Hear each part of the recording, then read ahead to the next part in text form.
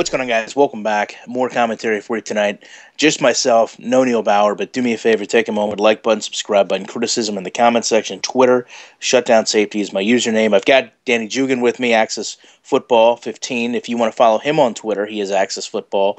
And we came on today to talk to you about some very exciting news that Danny wants to share with you. The first thing we'll get into, though, is the patch that came out a few days ago. Danny, if you want to go over some of the things, maybe that somebody didn't get the game initially or got the game and noticed some things, what can they expect to see with the first issue of the patch?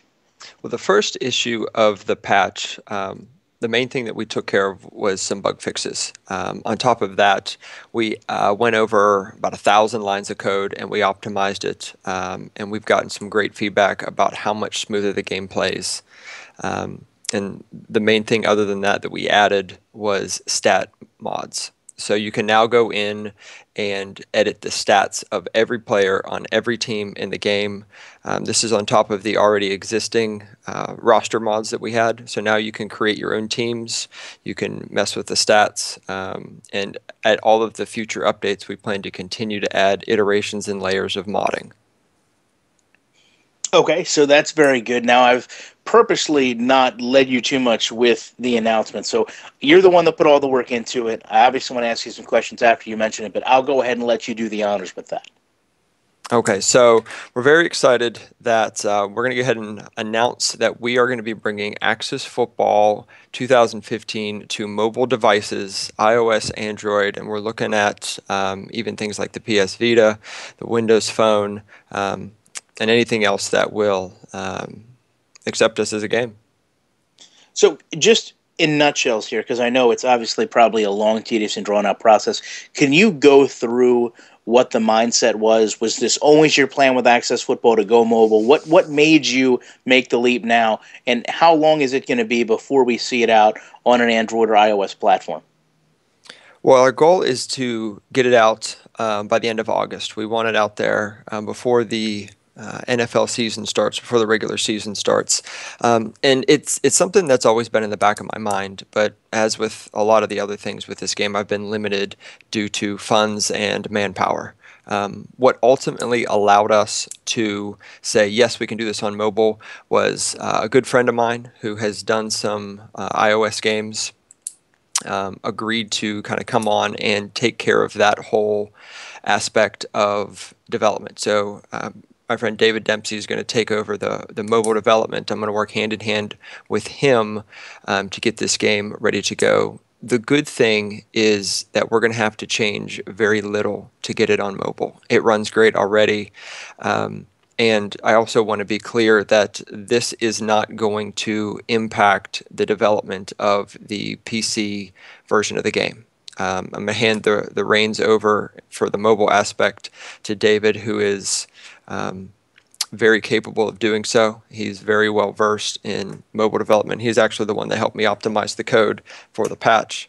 So I'm very confident that we're going to put out a great game on mobile devices coming at the end of August. So the end of August for both Android and iOS, then, correct? Correct. Okay, and then these are both standalone games, standalone products. Do you see any carryover between what maybe someone's purchased with the computer version or the PC version going over to the phones? These are going to be completely standalone entities, correct? That is correct. One thing we are looking at, though, we know modding is very important to fans who play the game, and so we're exploring the option of taking those mods and storing them online. That's attached with a user account. So if you have the PC version of the game and you want to kind of upload your roster mods and have them sync with your mobile device, that's something that we are looking at because mobile devices aren't going to give you that kind of flexibility, especially iOS. They're not going to give you access to those files without having it jailbroken. So we want to add that sort of functionality. So that is something that we are exploring. So then almost maybe a situation where I have the game on my PC, I'm playing through a season, but I can also maybe go to my phone during the middle of my boring workday and look at my player stats, adjust my roster, things along those lines? Absolutely. Okay, so do you have a price point on this? Is there a cap that this price is going to be? Is there any plans to maybe give the PC gamers a discount on this, anything along those lines? Yes, if there's a way, and I'm not really familiar with iOS's and Androids, their pricing policies and what they allow in terms of we can give discounts to certain individuals. If that's a possibility, then absolutely. We want to reward the loyalty of the fans who have purchased the PC version. So we will absolutely be giving discounts if that's something that we can do. We are looking in the kind of the $3 to $5 price range for the game as a standalone for mobile devices. So, as a player of this game, I have the excitement of knowing this is going to be something that comes to mobile toward the end of August, you said. Now, in the middle of August, you have more of not so much a bug fixing patch, but actually going over things that the community asked for. So, I think the first thing that we wanted to touch on is the coach mode. Could you explain what that's going to bring to the game, and as a gamer, what I can expect to see from that mode? Absolutely. So Coach Mode is one of the main features that we're going to be adding in our mid-August patch. And in here, players are going to have the ability to select the plays, but not have to control the players. We're also looking at some different camera angles in this version of the game that's going to allow you to, experience it more from the sideline like you would as a coach. And coach mode is something that we plan to expand as we expand the game. So in future versions, when we look at upgrading player stats and adding in things like fatigue and that sort of thing, all of that is going to integrate with coach mode, where you're going to be making more decisions that a coach would make. For now, what it's going to be in August, you're going to be selecting the plays. You're going to be watching your players carry out what you're doing. Or what you're calling. And one of the cool features that we're going to have is you're going to be able to do coach mode not only as just like a quick match, but you're also going to be able to do coach mode during season mode. So you can kind of toggle it on and off. Maybe you want to play the first 3 weeks as the player. Maybe you want to play weeks 5 and 6 as the coach. You'll be able to just toggle it on and off as you wish. And of course, the other thing that you're going to be looking at with coach mode is the players on the field. They're going to look better. You're also going to have some control over what the uniforms look like. And you talk about the new player models and how much flexibility we're going to have over the actual uniforms. I know just briefly you've done a great job with the logos. A lot of them emulate, actual NFL, I guess, themes more than the actual team. So what type of customization am I going to be able to have as a user, or am I going to be able to share these with other people in the community once I've done that? Absolutely. So like you mentioned, we have brand new player models coming in the August updates. And one of the main things that this is going to allow us to do is make custom uniforms. So we've got it set up now to where not only can you modify the uniforms, but you can also create your own. So we have it implemented to where if you want to create 5 different alternate jerseys for the Pittsburgh Steelmen, you can do that. And the great thing about this is everything is stored externally. So we've got a folder hierarchy set up to where you just drag and drop the uniforms that you want. The game's going to dynamically load those in, and you'll be able to see them on the players. And these are absolutely 100% going to be shareable. So if you want to go through and make a complete NFL set of jerseys, upload them, email them, share them with your friends. They just drag them into the folders and they can use them right away. Just like all of the roster mods and the stat mods, those are 100% shareable. So if somebody wants to make the 1980 football season, they can go for it. Very nice. I know that's going to appeal to a lot of people in this community that like to go back and create their historic rosters, create the old uniforms. Now, is that also control over the logos themselves, or no? Not yet. That's going to be in our next update. We are looking at redoing the entire user interface and upgrading it to a more recent system. And when we do that, we are going to allow the actual in-game logos to be modded. So prior to this, we've just spoke about things that obviously with outside assistance from a friend of yours and yourself have been able to accommodate. A lot of people have talked about the things that one person or 2 people really aren't able to do. So I understand later on in the year you're going to look into getting a Kickstarter to try to fund yourself a little bit more outside of the game.